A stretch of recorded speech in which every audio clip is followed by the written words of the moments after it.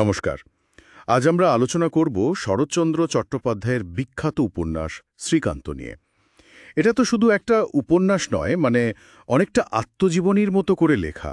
এক যুবকের নানা অভিজ্ঞতা, ঘুরে বেড়ানো, আর তার মধ্যে দিয়ে জীবনকে চেনার একটা চেষ্টা, তাই না? আমাদের কাছে যা তথ্য আছে সেগুলোর মিলিয়েই আমরা এর মূল দিকগুলো একটু বোঝার চেষ্টা করব। হ্যাঁ, একদম ঠিক বলেছেন। শ্রীকান্তর ব্যাপারটা কি বলুন তো? এটা পড়ার সময় মনে হয় যেন কোনো ধরাবাঁধা গল্প নেই। ৪টে খণ্ড, প্রায় ২০ বছর ধরে লেখা। এর মধ্যে শ্রীকান্ত চরিত্রটা যেন ভেসে বেড়াচ্ছে। মানে জীবনের গন্তব্যের থেকে বেশি যেন ওই যাত্রাপথটাকেই গুরুত্ব দেওয়া হয়েছে। ঠিক। আর সেই যাত্রাপথে বারবার তো এসেছেন অনেক নারী চরিত্র, তাই না? বিশেষভাবে যদি বলি, রাজলক্ষ্মী, অভয়া, কমলা, এদের কথা তো বলতেই হয়।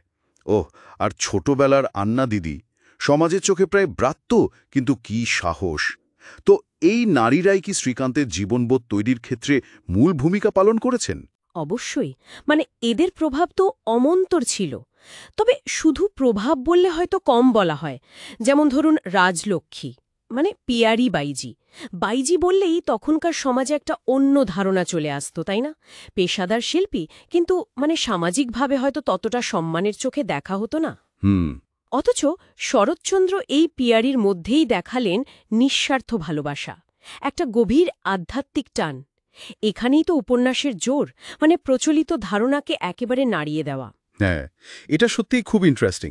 একদিকে সমাজের চোখে একটা পরিচয়, কিন্তু ভেতরের মানুষটা, সে তো অন্য কথা বলছে। আচ্ছা, অভয়ার চরিত্রটাও তো বেশ জটিল, তাই না? অবশ্যই। স্বামীর সঙ্গে অসুখী বিবাহিত জীবন, কিন্তু শ্রীকান্তের প্রতি একটা গভীর টান, একটা সহানুভূতি। হ্যাঁ, অভয়া আসলে সেই সময়ের নারীর যে পরাধীনতা, সামাজিক বন্ধন, তারই এক প্রতিছবি বলা যেতে পারে। সে যখন স্বামীর ঘর ছেড়ে শ্রীকান্তের সাথে চলে গেল বার্মায়, সেটা তো শুধু নিজের মুক্তির চেষ্টা নয়, সেটা ওই সামাজিক প্রথার বিরুদ্ধে একটা বেশ বড়সড়, নীরব বিদ্রোহও বটে। হ্যাঁ, তা তো বটেই। আবার দেখুন কমলা, শৈশবের সেই খেলার সাথী, পরে যোগিনী রূপে ফিরে আসছে। এই সম্পর্কগুলো ঠিক সাধারণ প্রেমের সংজ্ঞায় ফেলা যায় না, বুঝলেন? এগুলো যেন আত্মার টান, প্রচলিত ধারণার বাইরে গিয়ে অন্য কিছুর কথা বলে। ওই যে রাজলক্ষ্মীর কথাটা মনে পড়ছে, তুই তো কিছুই দিবি না, আমি তোরে সব দিব। এটা কি শুধু ওই নিঃস্বার্থ ভালোবাসার কথা, নাকি এর ভেতরে আরো গভীর কিছু আছে? সম্পর্কের যে একটা লেনদেনের ধারণা আমাদের মধ্যে থাকে, সেটাকে কি এটা চ্যালেঞ্জ করছে না? একদম ১০০ বার করছে। এই উক্তিটা একদিকে যেমন রাজলক্ষ্মীর বিশালত্ব দেখায়, তেমনি সম্পর্কের একটা অন্য দর্শনও সামনে আনে। ভালোবাসা মানে যে শুধু পাওয়া নয় বা অধিকার নয়, বরং নিজেকে সম্পূর্ণ বিলিয়ে দেওয়া। শরৎচন্দ্র এটাই দেখিয়েছেন যে জীবনের গভীর সত্যগুলো অনেক সময় নিয়ম বা নীতির মধ্যে খুঁজে পাওয়া যায় না। সেগুলো লুকিয়ে থাকে মানুষের সঙ্গে মানুষের সম্পর্কের যে জটিলতা, যে অভিজ্ঞতা তার মধ্যে।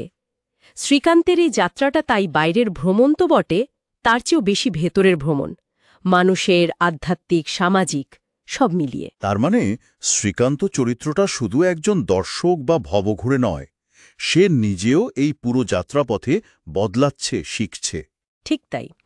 ওর ওই ভবঘুরে জীবন, বিভিন্ন স্তরের মানুষের সাথে মেশা, বার্মায় থাকা, এই সব কিছু মিলিয়ে ওর মধ্যে এক ধরনের নির্লিপ্ত অথচ খুব সংবেদনশীল একটা দৃষ্টিভঙ্গি তৈরি হয়েছে।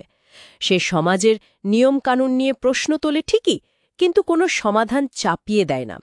সেজন্য জীবনের এক চিরকালের ছাত্র, যার জানার আগ্রহ শেষ হয় না। এই আত্ম অনুসন্ধানটাই উপন্যাসটাকে এগিয়ে নিয়ে গেছে।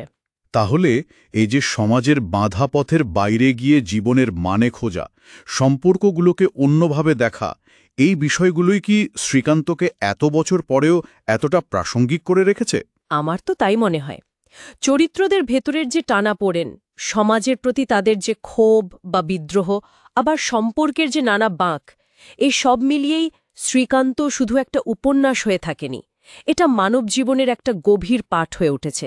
এটা পাঠককে ভাবতে বাধ্য করে। জীবন, সম্পর্ক আর সমাজ নিয়ে আমাদের যে তৈরি ধারণাগুলো আছে, সেগুলোকে নতুন করে দেখতে শেখায়। চমৎকার বললেন। সত্যি, শ্রীকান্ত একটা বহুমাত্রিক সৃষ্টি। এর আবেদন আজও একটুও কমেনি। হ্যাঁ। আচ্ছা, আলোচনা শেষ করার আগে একটা প্রশ্ন রেখে যাই, কি বলুন? শ্রীকান্তের মতো চরিত্র যে কোনো নির্দিষ্ট ছকে বাঁধা জীবন চায়নি, বরং নিজের অভিজ্ঞতা দিয়ে সত্যকে জানতে চেয়েছে। আজকের এই এত দ্রুত বদলাতে থাকা সময়ে, যেখানে সবকিছুই আরও বেশি কাঠামোবদ্ধ, সেখানে দাঁড়িয়ে ওর ওই অন্বেষণটা কতটা অর্থবহ বলে মনে হয়? মানে আত্ম আবিষ্কার আর সম্পর্কের ব্যাপারে ওর যে মুক্ত ভাবনা, সেটা কি আজকের দিনে আমাদের নতুন কোনো চিন্তার খোরাক জোগাতে পারে? ভাবার বিষয় কিন্তু।